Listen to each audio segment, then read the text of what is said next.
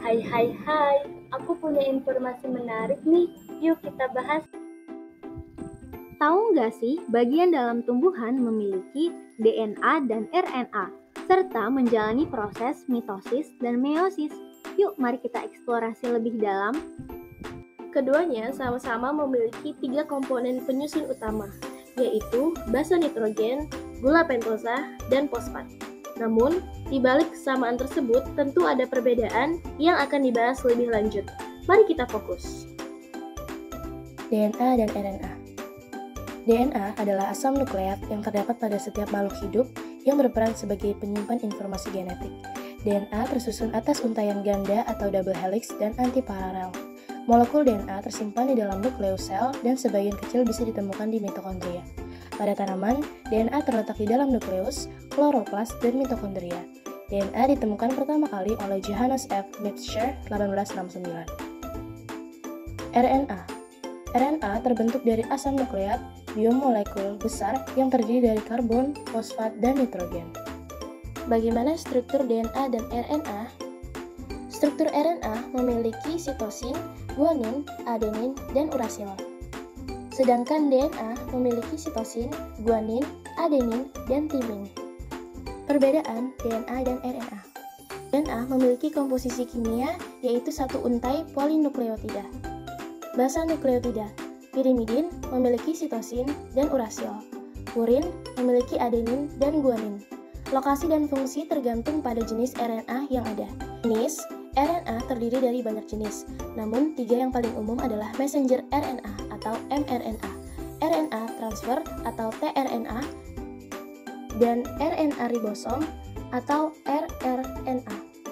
Sedangkan RNA memiliki komposisi kimia yaitu 2 untai polinukleotida, basa nukleotida, pirimidin yang memiliki sitosin dan timin, purin memiliki adenin dan guanin. Lokasi dan fungsi di dalam sel dan memiliki peran penting dalam penyimpanan dan transmisi informasi genetik.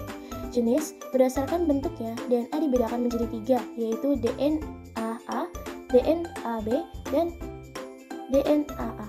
Bagaimana? Seru kan bahas DNA dan RNA? Selanjutnya, kita akan membahas materi yang gak kalah penting nih, yaitu perbedaan mitosis dan meiosis. Let's go!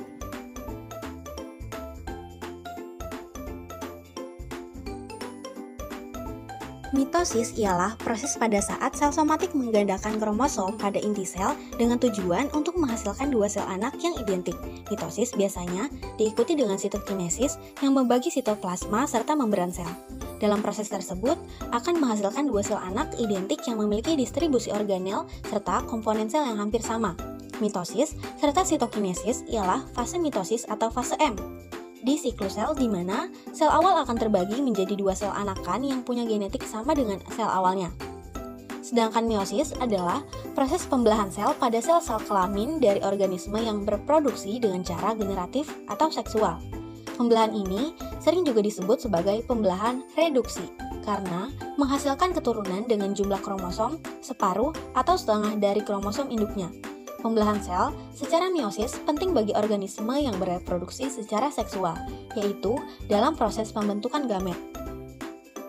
Selanjutnya, apa sih perbedaan mitosis dan meiosis?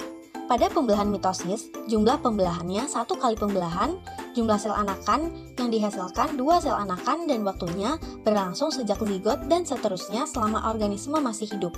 Sedangkan pada pembelahan meiosis, jumlah pembelahannya sebanyak 2 kali pembelahan, jumlah sel anakan yang dihasilkan 4 sel anakan dan waktunya berlangsung pada saat masa produktif dalam pembentukan gamet.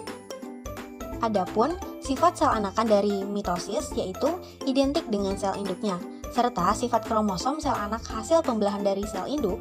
Pembelahan mitosis ini menghasilkan 2 sel anakan yang bersifat diploid atau 2N. Sedangkan pada pembelahan meiosis, sifat sel anakan tidak identik dengan sel induknya. Sifat kromosom sel anakan hasil pembelahan dari sel induk, yaitu menghasilkan 4 sel anakan yang bersifat haploid atau N. Tujuan dari pembelahan mitosis ini, yang pertama, induknya perbanyakan sel dan pertumbuhan. 2. Pada tumbuhan juga untuk membentuk gamet dan tempatnya di sel somatik. Peranan bagi organisme eukariotik multiseluler, pertama, untuk pertumbuhan sel-sel tubuh. 2. Regenerasi sel yang luka atau mengalami kerusakan.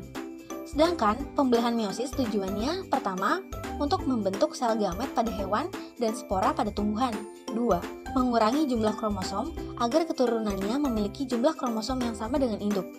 Nah, tempatnya di sel gamet dan peranannya bagi organisme eukariotik seluler untuk perkembangbiakan makhluk hidup atau memperbanyak keturunan.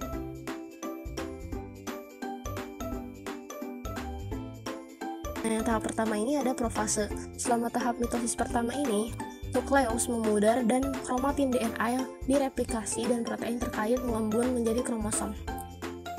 Setiap kromosom yang direplikasi terdiri dari 2 kromatid, keduanya memiliki informasi genetik yang sama. Mikrotubulus sitoskeleton yang bertanggung jawab atas bentuk sel, motilitas, dan perlekatan ke sel lain selama interfase.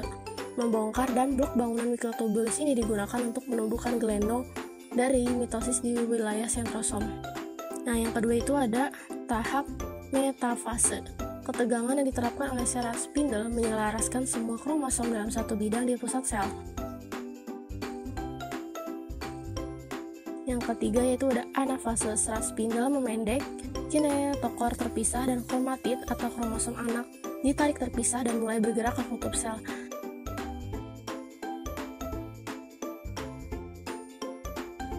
Yang keempat yaitu ada telofase.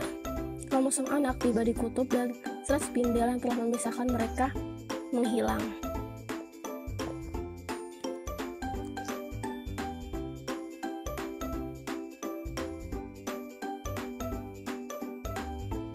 Pada profase 1, DNA bergulung rapat dan masing-masing kromosom terlihat di bawah mikroskop cahaya. Kromosom homolog menjadi berasosiasi erat dalam sinapsis, dan mereka bertukar segmen dengan cara menyeberang melalui metafase 1. Membran inti telah menghilang dan mikrotubulus membentuk gelendong serat.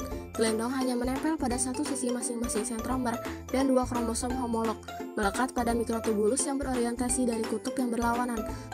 Setiap pasang homolog kemudian berbaris pada plat metafase. Baik homolog ibu ataupun ayah dapat berorientasi ke kutub tertentu. Dalam anafase 1, mikrotubulus serat gelendong memendek dan menarik kromosom menuju kutub, membawa kedua kromatid saudaranya masing-masing. Kutub berakhir dengan satu set kromosom haploid lengkap yang terdiri dari satu anggota pasangan homolog. Telofase 1. Membran inti terbentuk kembali di sekitar inti anak. Setiap inti anak mengandung 2 kromatid saudara untuk masing-masing kromosom. Melekat pada sentromer yang sama karena persilangan 2 kromatid saudara yang tidak identik selama profase. Profase 2, selubung inti terpecah dan gelendong baru terbentuk pada metafase 2. Serat gelendong berikatan dengan kedua sisi sentromer selama anafase 2. Serat gelendong berkontraksi dan kromatid saudara bergerak menuju kutub yang berlawanan dalam telofase. 2 selubung inti terbentuk kembali di sekitar set kromosom anak.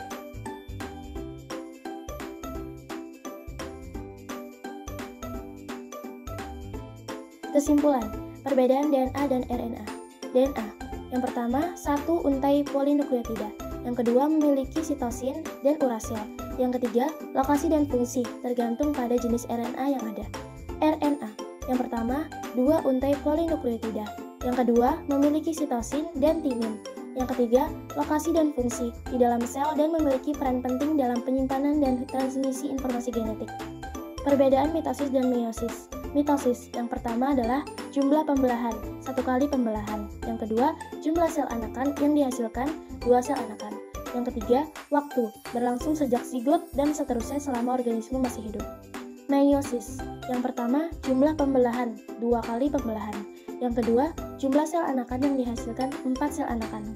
Yang ketiga, waktu, berlangsung saat masa produktif dalam pembentukan gamet.